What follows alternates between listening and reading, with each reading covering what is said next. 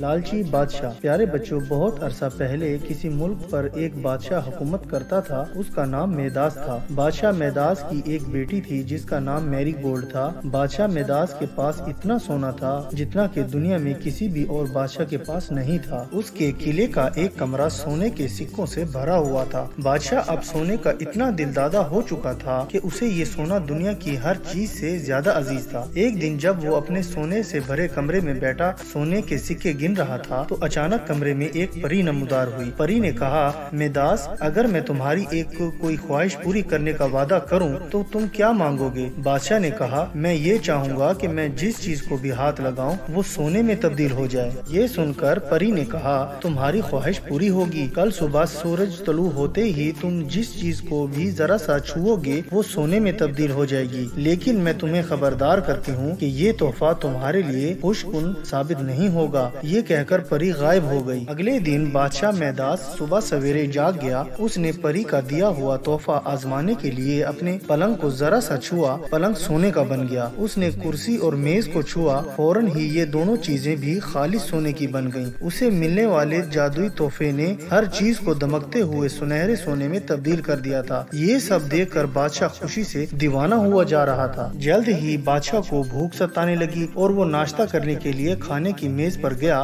جو ہی اس نے کھانے کو چھوا، تمام کھانا سونے میں تبدیل ہو گیا اور وہ ایک بھی چیز نہ کھا سکا۔ اس کی ننھی بیٹی باغ سے بھاگتی ہوئی اندر داخل ہوئی۔ بادشاہ نے اس کا ماتھا چوما تو ایک دم سے ننھی بچی سونے کے ایک مجسمے میں تبدیل ہو گئی۔ بادشاہ نے روتے ہوئے پری کو پکارا۔ اگلے ہی لمحے پری بادشاہ کے سامنے کھڑی تھی۔ بادشاہ اسے دیکھ کر گڑ گڑانے لگا، مجھ سے میرا سارا سونا لے لو مگر مجھے صرف میری بیٹی لوٹا دو۔ پری بولی، اپنے باغ میں بنے چشمے سے پانی لو اور ان چیزوں پر چھڑک دو جنہیں تم نے چھوا تھا۔ بادشاہ نے برتن میں پانی بھروایا اور پہلے اپنی پیاری بیٹی پر پانی چھڑکا۔ وہ فوراً پہلے والی میری گولڈ بن گئی۔ پھر بادشاہ نے سونے کی چیزوں پر پانی چھڑکا، وہ تمام اصلی حالت میں بدل گئیں۔ اب اس کا سونے کے حصول کا تمام لالچ ختم ہو چکا۔ تو پیارے بچوں، اس کہانی سے ہمیں یہ سبق حاصل ہوتا ہے کہ لالچ کرنے والے کو نقصان ہوتا ہے، اس لیے کبھی بھی لالچ نہیں کرنی چاہیے کیونکہ لالچ بہت بری بلا ہے۔